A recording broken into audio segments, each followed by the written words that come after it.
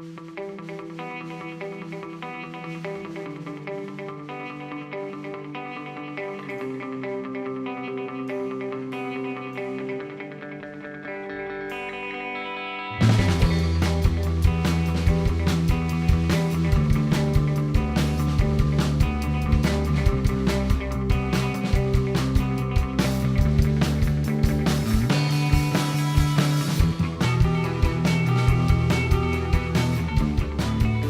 know, my parents did the best they could, but my father was a steel worker and he was a bodybuilder and he was all about an Irish guy that's like being a tough guy.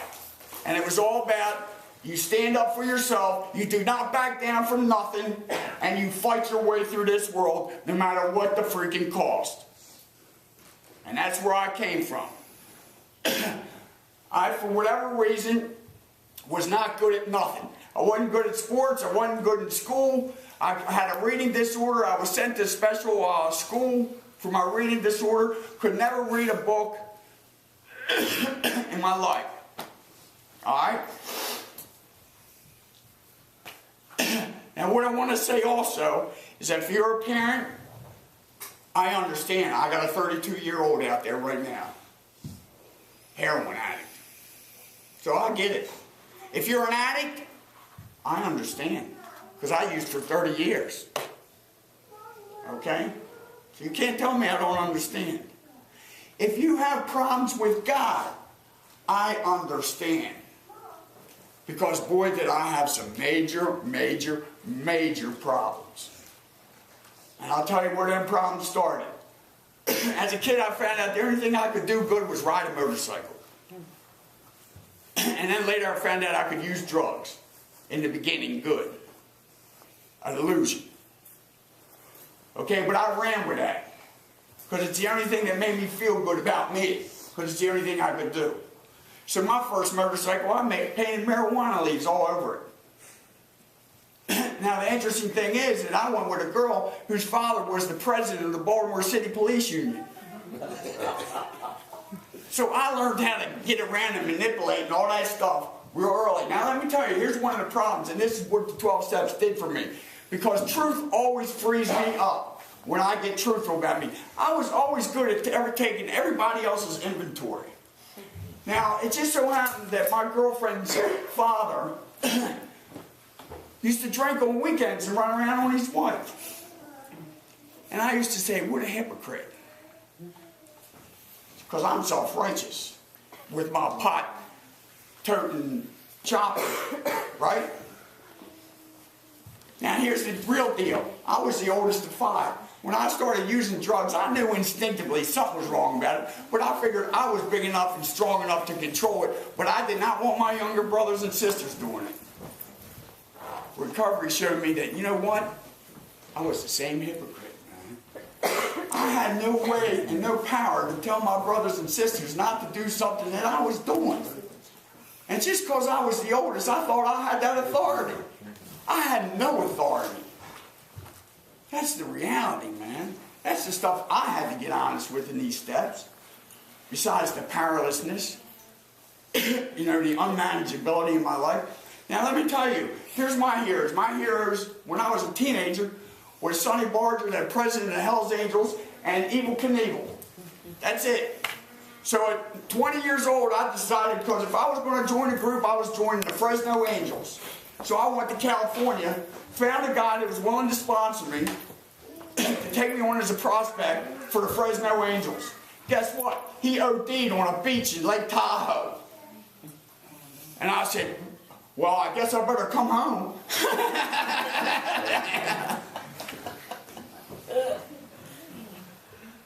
I came home. I got together with my family. My brother, I was 20 years old. My brother was 18. My sister was 19. We used to go up to this place called Wyford Quarries. Wyford Quarries was a very serene place where we used to swim, and it looked very serene, right? But I used to take my gun up there to shoot it. I don't know why I thought that a serene place I had to shoot something, but that's the way I was. Okay, so I go up there with them on Labor Day to party. So I'm in a raft, drinking a beer, smoking a doobie, And my 18-year-old brother climbs up on top of a cliff that nobody dove off of. But I was a cliff diver. I was a risk taker. That was part of the adrenaline pump of my false manlyhood thing of proving myself. Everything was about proving myself, right? And he used to follow me. Whatever I did, he had to do one better. So he climbed to the top of a cliff that nobody dove off of. And everybody was telling him to get off of that cliff. And I got angry. And I looked up at him and I said, well, go ahead, in my anger. And he did. Head first. And he hit a rock at the bottom. And I said the first prayer I ever said in my life, because there was nothing else for me to turn to. And that prayer was, God, please let him be okay. I swam over, he was dead. You got a problem with God? If there was a God, let me tell you something, he just blew it. See, I understand. Now with that attitude, that shame and guilt, my disease feeds off that. Do you know the guilt that I had? And the shame and the anger that started festering in me? Well, the disease is progressive. And it gets worse. It don't get better. And one thing leads to another, and to another, and to another. And eventually I had the motorcycle accident, and I was given painkillers. Fell in love with opiates. This is what I was looking for my whole life. They filled that void for me. I said, oh, yes. I don't feel nothing, and that's just the way I like it, right? One thing led to another, and next thing you know, I'm a speed bar. That means I was shooting heroin and cocaine. My best thinking said, I'm in a biker bar, my life ain't going nowhere, and I'm getting sick and tired of being sick and tired. You know what my thinking says? Ed, you know what you got to do? You got to meet a woman, get married, and just grow up, because that's your problem. Wow. More problem. All right? So I met a girl. She had a similar thing, let me tell you. At 16-year-old, she got her learner's permit. She was driving her mother in her car. She made a left-hand turn and was broadsided, and her mother was killed. On a very sick relationship kind of way. We related to each other, because she had that same guilt. And we mistake that for love. Because I had no clue what love is. Not real love. I knew what all the false love is. You know? So, we had a son. I got a job at a steel mill and I was doing okay. For a little while. And then the boy said to me, you want to stop at the go-go bar and cash your check? Well, I deserve that. So I stopped to cash my check. I can have a few drinks. I'm a grown guy now. I'm married. I have a son. I'm working in a steel mill. Nobody tells me what I can't do. Next thing you know, I can't tell you if I'm going to shut the bar down or what state I'm going to be in when I get home. But all I know was when I got alcohol in me, I was a very angry person. Because all that guilt and anger would come up in me. And it would usually come up with the people I love the most. Because they're the ones I know how to attack the best. That's the disease. You know what I mean? Terrible. And I didn't want to be that way, man. So you know what I did? I asked my friends at the bar, I told them, this is before I started with the cocaine, I asked them, I said, what's the problem? I don't want to be drunk. I hate drunk. They said, snort some of this, you won't get drunk. So that's what I did. But I mean now, instead of shutting the bar home and coming home drunk, I didn't come home for 3 days.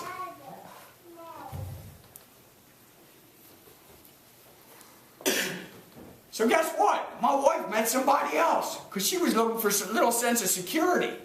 And I couldn't give it to her. Not to mention a little compassion. Maybe real love. Whatever that is, I had no clue. Right? But the only problem was, where I came from, you weren't taking my wife and my son. So I brought a .357 Magnum and hid behind some bushes and waited for him. And I had this little enlightening, and I didn't even believe in God. But it was just simply this: Ed, if you do this, your son won't have a stepfather because he'll be dead, and he won't have a real father because you'll be in jail the rest of your life. And I knew it was real. I knew it was true. So I crawled up out of the bushes. Now I'm rage. My anger is now rage. I'm ready to do somebody in. That's rage. I don't know what to do with that but go back to the biker bar. So that's what I did, to medicate. And guess what? 5 years later, when I'm sick and tired of being sick and tired again and see my life's going nowhere, you know what my best thinking said? Ed, you need to meet a woman and get married. Only this time I met a girl that didn't drug, didn't drink, didn't smoke, didn't do that, any of that, because I wanted a hostage. I wasn't about sharing no more, and I just wanted somebody who was going to listen to my demands. And that's what I did. I took a hostage. The only problem was, I was treating her so bad, man, and I knew she didn't deserve it. Now, as far as now today, I know nobody does. But back then, as far as I was concerned, you all deserved it. You follow me? That was my justification. But I knew she didn't. And I couldn't stop it. And I hated me for it. I won't tell you the amount of institutions I went to, and then the lockups and the jails and all that stuff. And then finally a probation officer sent me to Narcotics Anonymous. And I went in Narcotics Anonymous and I heard higher power in God. And I said, I don't think so. This ain't working for me. So I decided that I'd make my own stamp my own slips, and I'd go on my merry way. By now I lost the steel mill job after 22 years, and they were great enablers. My wife had left. My parrot was gone. Okay?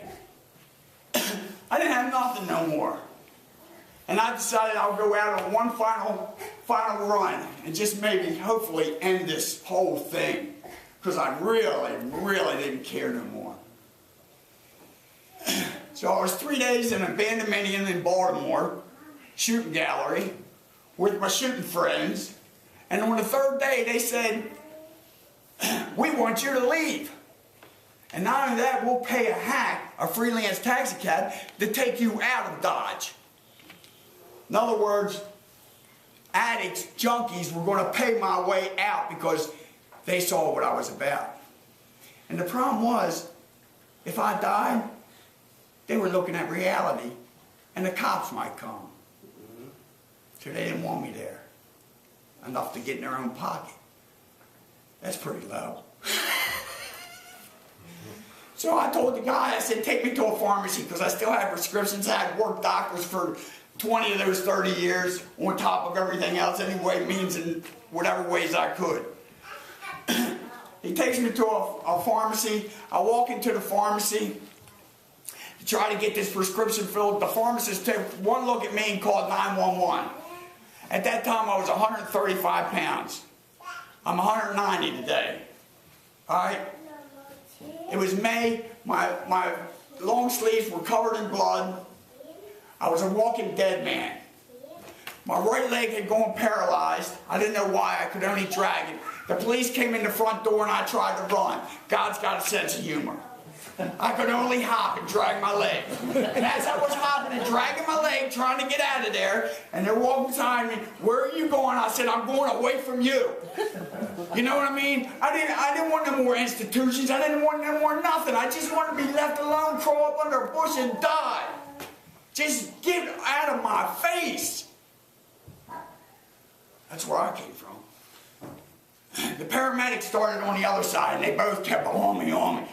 Finally, I just said, okay, and I got into the ambulance. I emptied my pocket with the syringes, and I went into a coma. They took me to St. Joe's Hospital. I was in a coma. I had severe heart damage. I had nephritis, which means my kidneys were shutting down, which is why my right leg was paralyzed. Okay? My soul was slipping out of my body, and I was seeing hell spiritually. I thought I was dreaming. I thought if you ever see the movie Polar Express when the guy's on top of the train and he sticks his face in the snow saying, this is a dream, I gotta wake up. I kept doing that. This is not real, I gotta wake up. And I could not shake it. And I knew what I was seeing was real. And guess what? I came to believe. For the first time in my life, I came to believe. And I said in my second prayer I ever said in my life, and that was, God, I'm done. If it's your will for me to go to hell, I'll go, but I cannot live like this no more. Just then a nurse carried in a baby, and I could see this world and that world simultaneously. And I said another prayer. I said, God, give that baby a decent life, and I'll go wherever you want. Thinking I was going right down to the pit. I found out that night that it's not God's will for anybody to go to hell. That's right. I came up out of the coma. My vitals came back instantly. As I came up out of the coma, I heard a voice and it said, I had this stuffed panda in my bag. And I got the stuffed panda because when I went to the pharmacy, I saw it sitting there and I stole it. I stole the stuffed panda because the Christmas prior, when I couldn't be there for my wife, I decided to get her a puppy for Christmas. I got her a little puppy and it was black and white and it looked like a little panda bear, so we named it Pandy. So when I saw that little stuffed panda, I stole it thinking if I die, at least she'll know I was thinking about her. Now I'm in the hospital, I'll come up out of this coma and I hear a little voice tell me, now give that stuffed panda you got in your bag, Ed, to that baby you prayed for.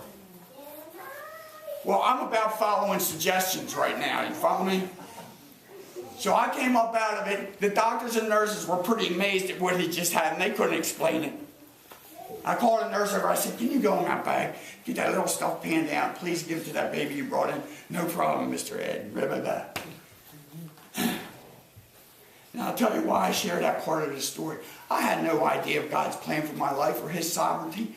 All I knew was, all of a sudden, two things made sense. Everything I heard in Narcotics Anonymous made sense. I had just surrendered. I just knew I was powerless.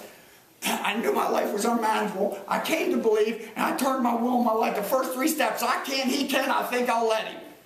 Okay? That's the first three steps, and I had just done them that night.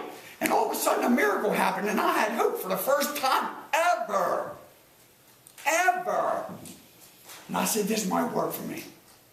And I ran back to Narcotics Anonymous because I knew they were telling me the truth. Not only that, but I had gotten a Bible prior to that. And I had to read the New Testament. And I read it. For the first time in my life, I read something. And it was miraculous because I never read nothing in my life. And I could read the New Testament and I understood it. It was only the power of God through his Holy Spirit. Okay? It was miraculous. And I knew who God was. And I knew what was real. And I knew I was just starting this journey and I had a lot more to do. And I had to stay humble. And I knew humility was true courage. And that's why God honored it so much. Because it takes true courage to say you're an addict. It takes true courage to say you're a sinner. It takes true courage to come to NA and say you need help. That's true courage. That ain't false courage like, here I am, come get me. That's false courage. Okay? I needed true courage and God knows the difference. So that's what I did, and I started my journey. And then into my journey, 5 years into my journey, my wife and I would get back together. That don't always happen. But it happened with us. And we always wanted a kid. And the next thing I know, she's being asked to go work in an orphanage in China. The next thing I know, a seat's opening up for me to go. And I said, I don't know nothing about China. I'm an addict, recovering addict. See if they got a problem over there with that. What are they doing? I called NA World Service. I said, do we have anything in China? They said, no, we don't even have our material translated to China, but right now we're having a world conference, and we have a guy here, a missionary, who's willing to translate our material to Chinese, but he hasn't done anything yet, so we don't know what to tell you except for we'll pray for you and have a good time.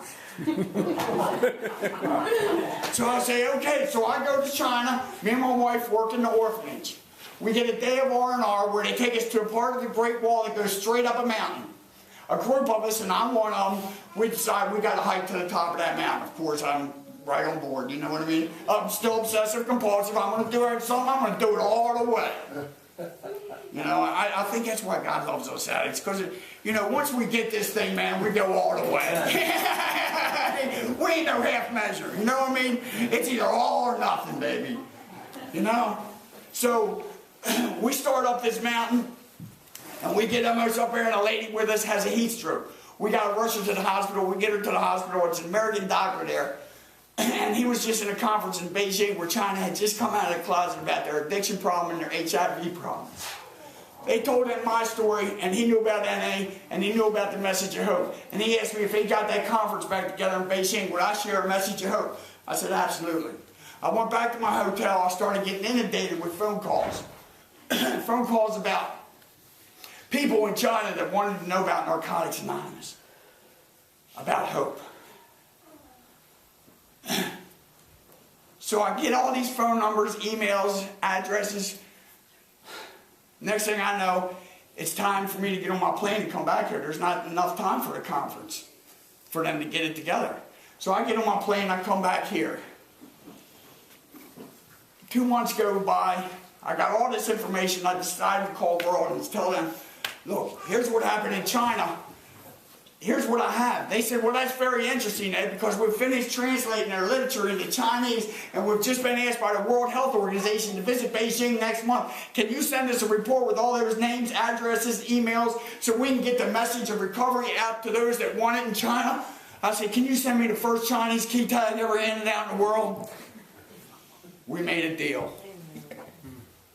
I never know how God's going to work. All I got to do is show up. The most important thing I do is show up at meetings so I can be there to help another addict, to give them a message of hope. This may have 14 years. I shouldn't be alive, man. You know? That is powerful. Now, has it been a bed of roses? No. My mother and father's passed away in recovery. I got to be there for both of them.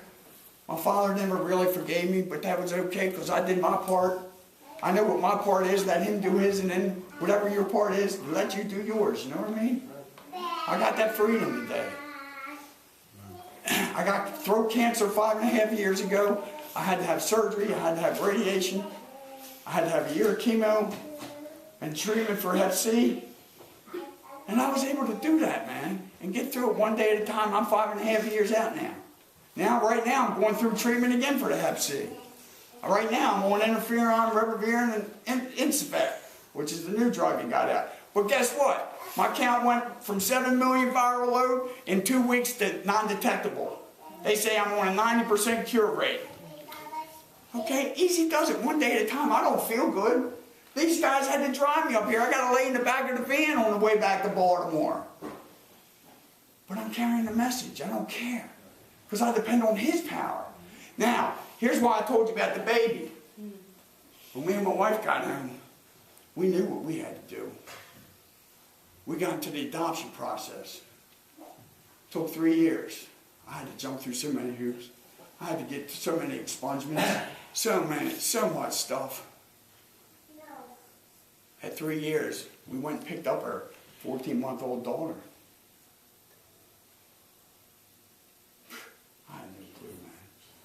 She's 7 years old now. She is my precious angel. God is using that girl to do things in my heart I thought were impossible. I had no plans. I didn't know what His will was. You know what I mean? Give yourself a break. Beat the high cost of low living. All you got to do is get courage, some humility. I'm an addict. I'm a sinner. I need God. That's courage. And you can get this too. Ain't none of us more special than anybody else. Okay? That's my freedom today, is I ain't better than or less than nobody else. I ain't got to prove nothing to nobody today.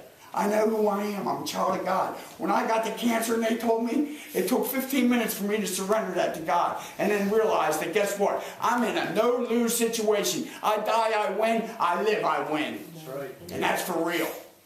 You can't beat that. How are you going to beat that? I'm a winner. I went to a concentration camp in Kazakhstan to witness some guys in the Russian mafia who came to Christ in a concentration camp with AK-47s at their head that had smiles on their face from ear to ear and were free.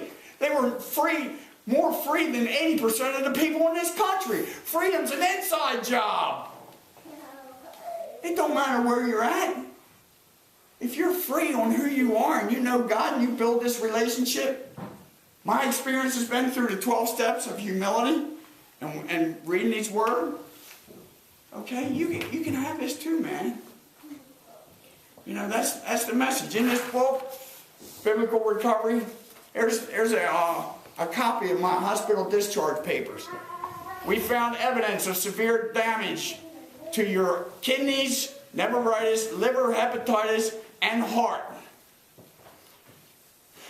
These problems are likely related to your daily use of abusing cocaine and heroin.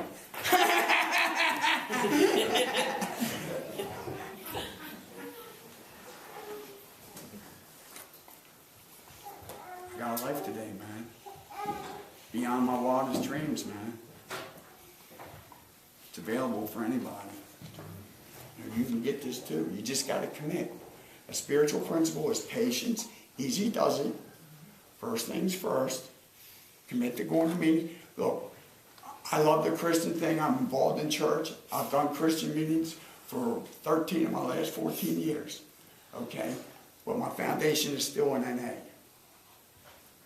And I just understand that that's where I can carry the message of hope the most powerful.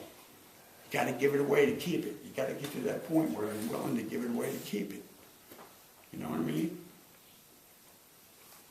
I don't know, man.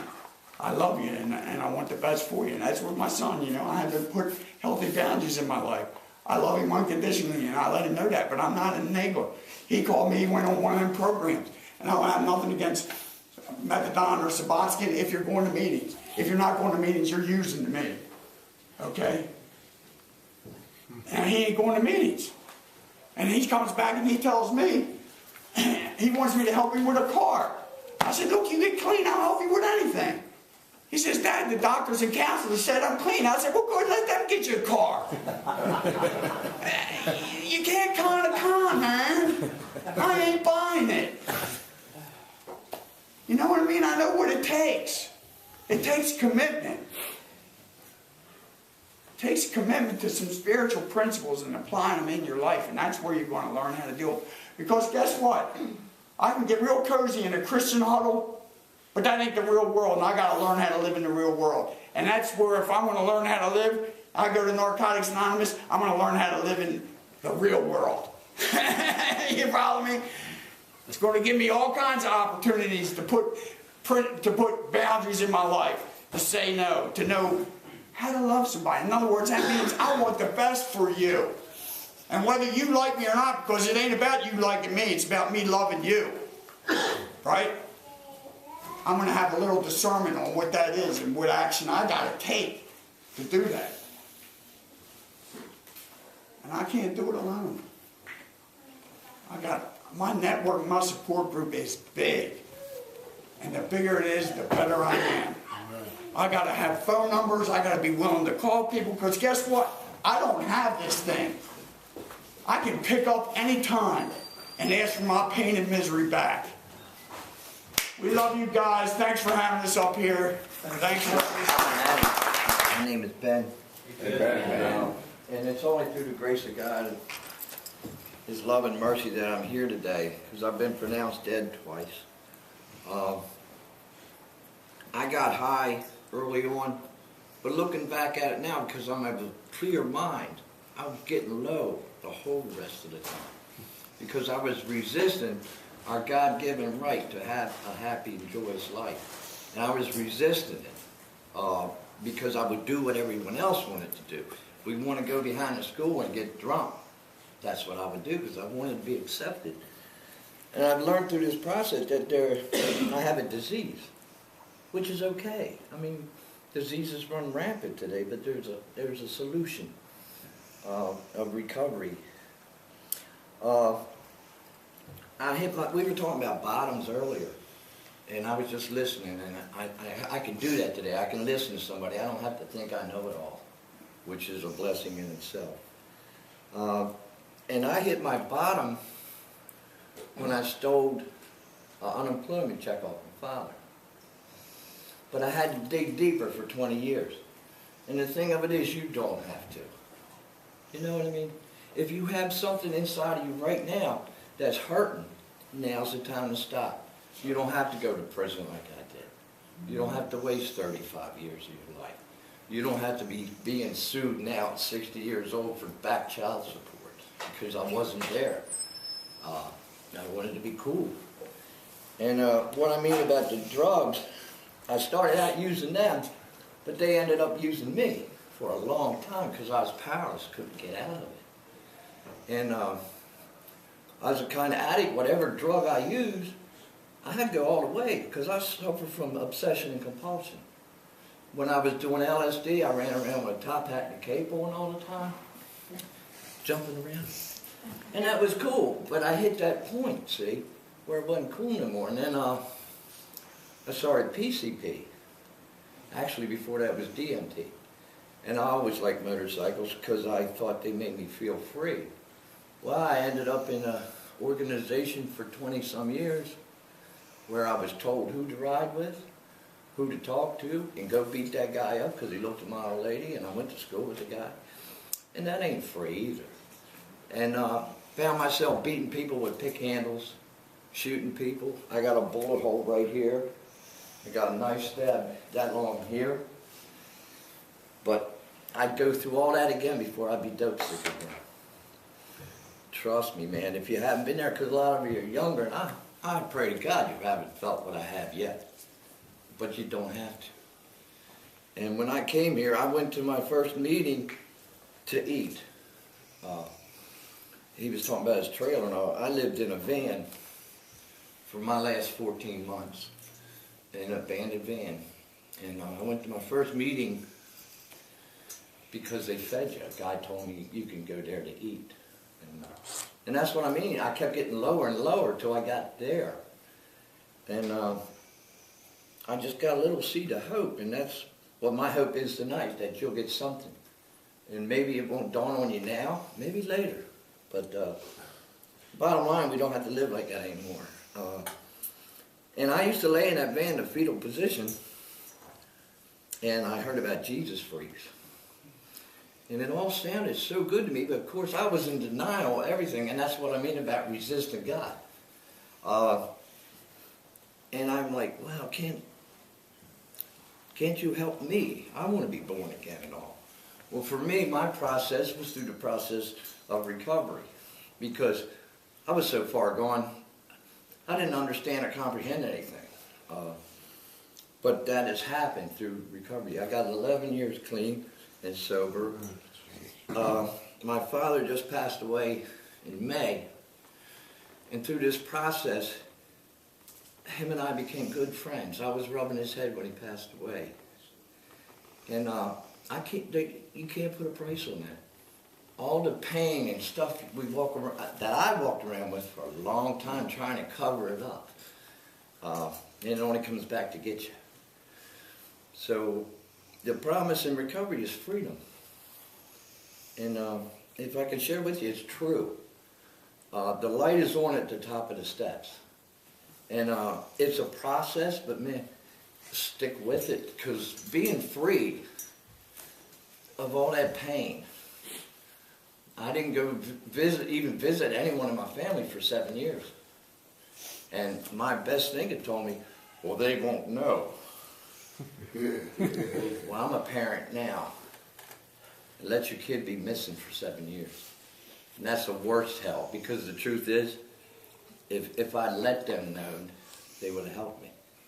If I would have, been willing to accept the help.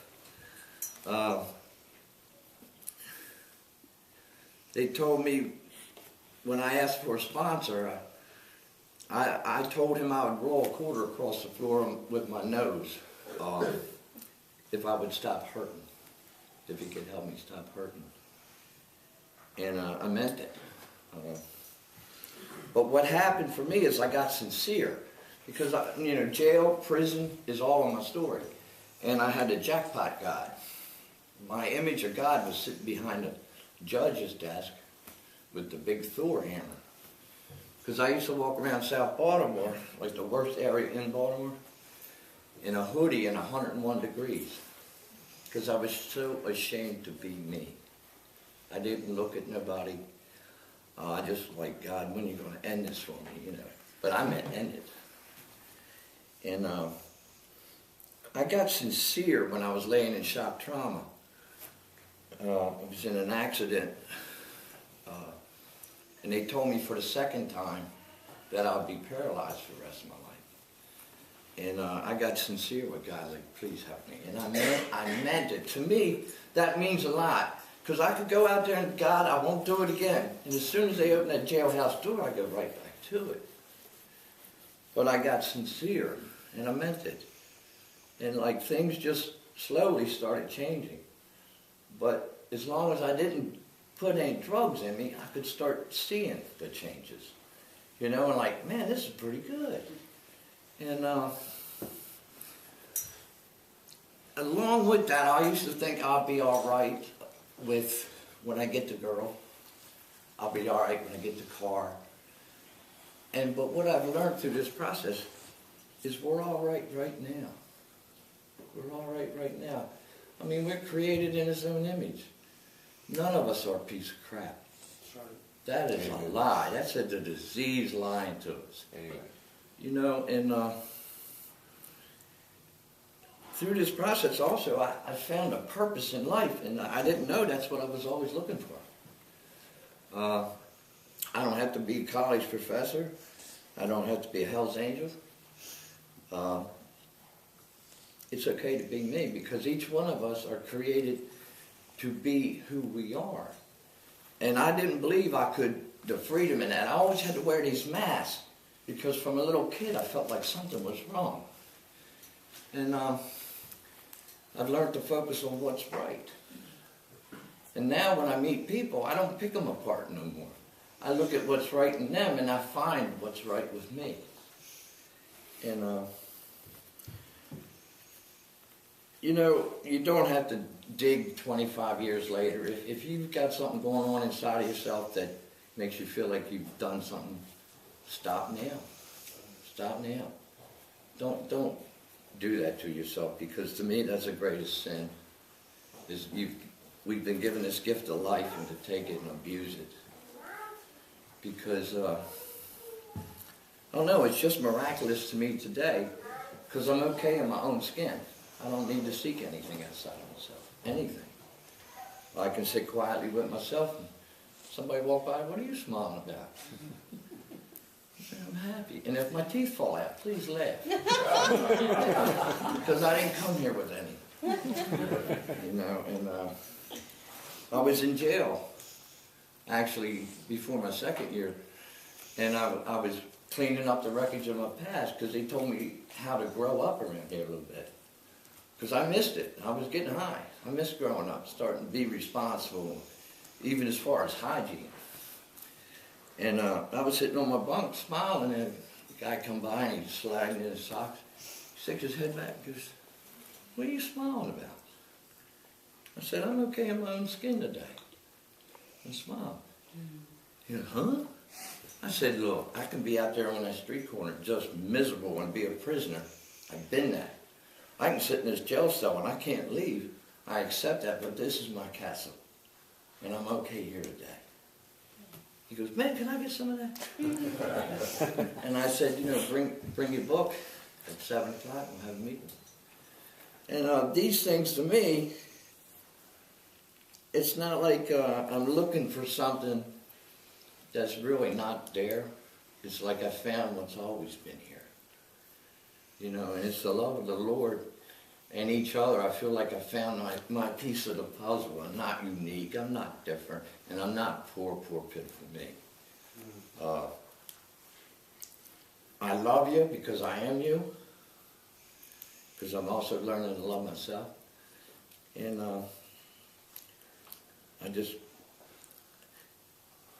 I might crack up or choke up, because from going to hurting people and beating them because someone paid me to do it, to stand here and trying to help someone.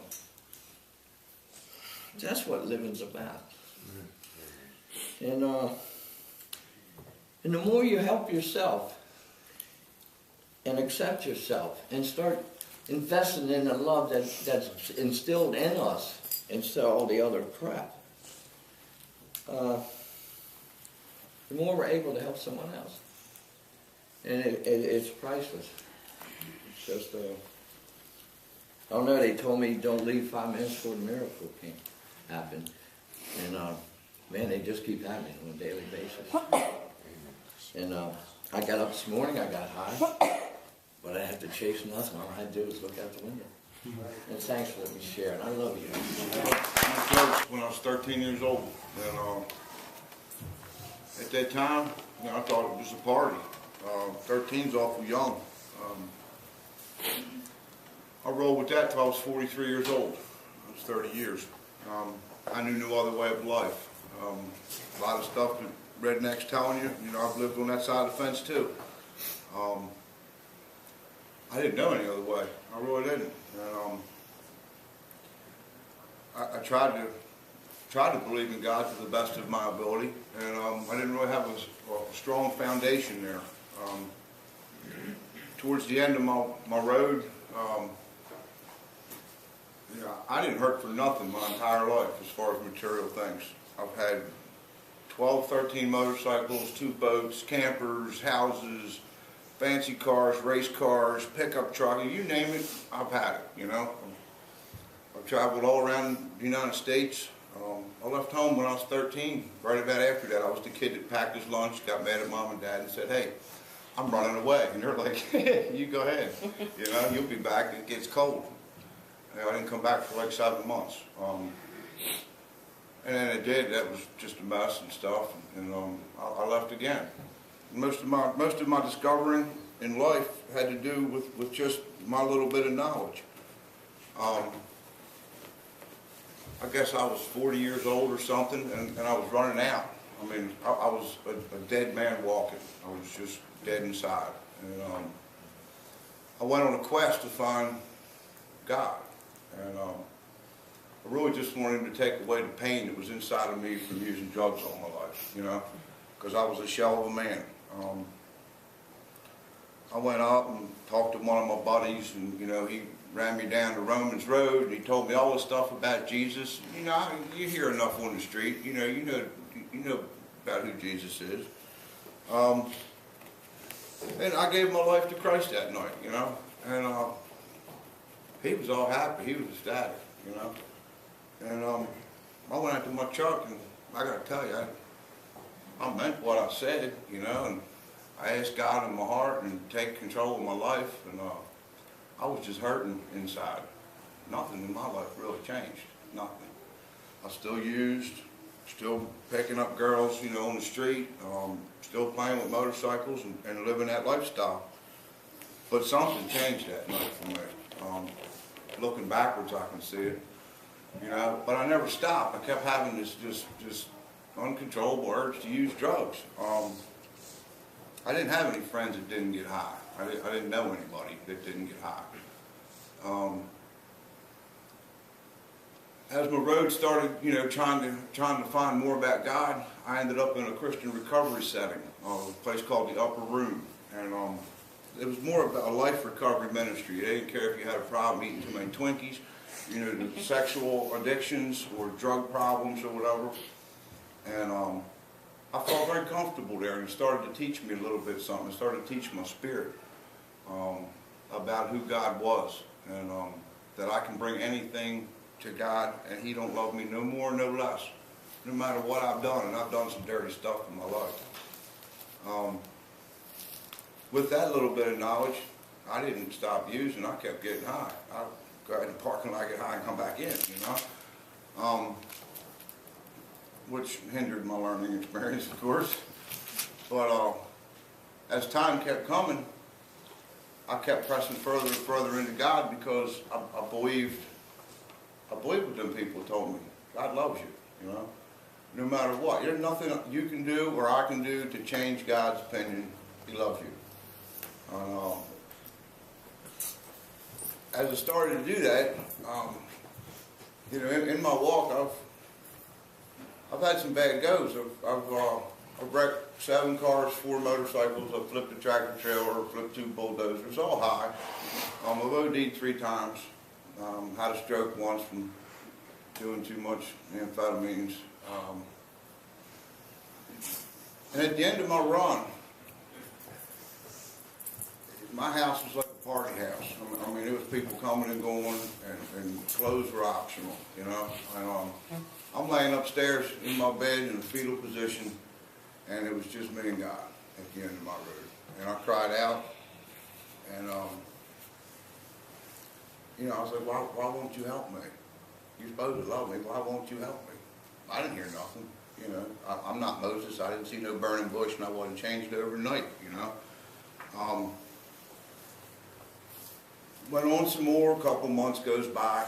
Same set of scenarios happen, and I cried out to God, and I didn't hear no answer. You know. And on the 3rd time, a couple months, you know, after that, I cried out to God, and I said, because I gave up hope that night, altogether hope inside of me died. And I said, I guess this is just the way you want me, you know. And I said, but I don't understand why you won't help me. I don't know if it was cocaine psychosis, and I'm hearing things at this point, but I heard I did help you. And I swore I was ticked. I was, how in the F did you help me? Look at this mess, you know. And he said, I gave you them meetings. I was like, that stuff don't work. You don't think I went and tried to fix myself before? I've been to AA for like 9 months. I quit drinking and all that stuff, and nothing changed, you know. So I don't know if it was just bullheadedness or what it was, but I'll prove you wrong. I wouldn't recommend wrestling with God, really. But so I went to Narcotics Anonymous, and I didn't say a word. I sat in the back, you know.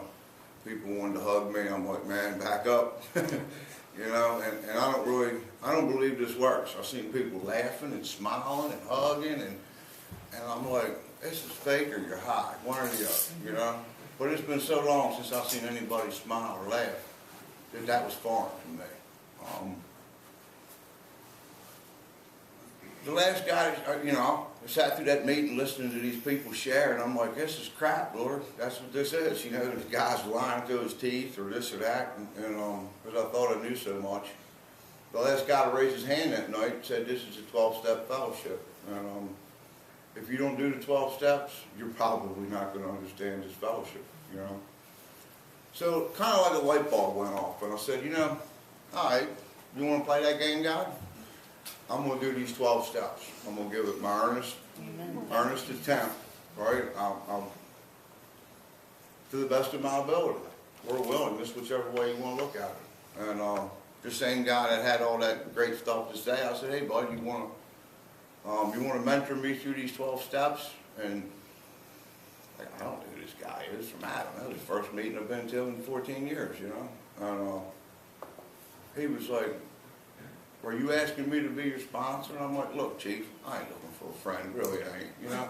I just need some help with these 12 steps, you know. And he wanted to be my pal and give me a telephone number and all this stuff. And I'm like, buddy, you know, look, I'll do the work, you check off the test or however you do this thing, you know. And this relationship started for me. I gave it an honest attempt. I'll put the challenge out to y'all too. If you do the 12 steps, or whatever fellowship applies to you, and your life doesn't change dramatically, I never seen it not work for somebody that earnestly didn't try. Come to find out through some step work, I'm on my 2nd time around, I got 5 years clean, but come to find out, and I've been on my own since I was 13. I don't have one successful relationship or friendship in 40 years. You know, it's like not one. I've either hurt everybody that loved me, or stole from you, or went out with your old lady, or I did something bad. And why wouldn't I not think? Because as you know, 1, 2, and 3 is how that program works. You know, why do I think my relational skills with the God of my understanding is any different? you know, if I've got that track record of poor relational skills. And it took me some time of working things out and just trusting in God to, you know, let His will be done for me and not mine. And I wish I could tell you it was all great, you know, but I made a lot of money in my lifetime. I made a lot of money. And 3 years into being clean, I ended up homeless, nowhere to live. In a trailer, and the pickup truck was all I had. I'm living in a landscape trailer. And I'm thinking, you know what? I'm ticked at this point. I mean, I'm fed up to my eyeballs. And I was in the Carolinas in a field, in a farmer's field, and it was snowing. And it was Christmas. And I'm alone. And I'm like, me and God's gonna have another talk, you know? And I was out there, and you know, you up there? Can you hear me? I need your attention, and yada, yada, yada. I ranted and raved for 20 minutes or whatever. And I said, what did I do wrong? I've done everything right, you know. I've lived a good life to the best of my ability. I've really tried, you know. And he's like, well, what do you need? And I'm like, I got a warm construction trailer to live in. I got a zero sleeping bag. I got a coffee pot, a generator, a microwave. I got money in each pocket. I got my Harley with me. I don't owe anybody a nickel. What do I need? I don't need nothing. God told me that night I got everything I ever needed right out of the gate when my mama had me, you know. When I came to God, that was it. My needs are minimal today. My life is full, you know. I attribute that, you know, because it says always be ready to give a testimony for the joy that is within you. And there was no joy till I came to God. And it didn't happen overnight. It took 4 years trying, keep coming back. And I'm not a smart fellow. I got a 9th grade education, so reading that book is difficult. But there's just so many ways to get the word in you. Either people teaching you, or the computer, you can listen to it on your iPod. I mean, and you know, it's more or less the story of two dogs. I got both of them in me, and whichever one I feed, one's good, one's evil. And whichever one I feed, that there's the dog that grows. You know? Heard that one. And today, the good one seems to be healthy. Thanks for letting me share.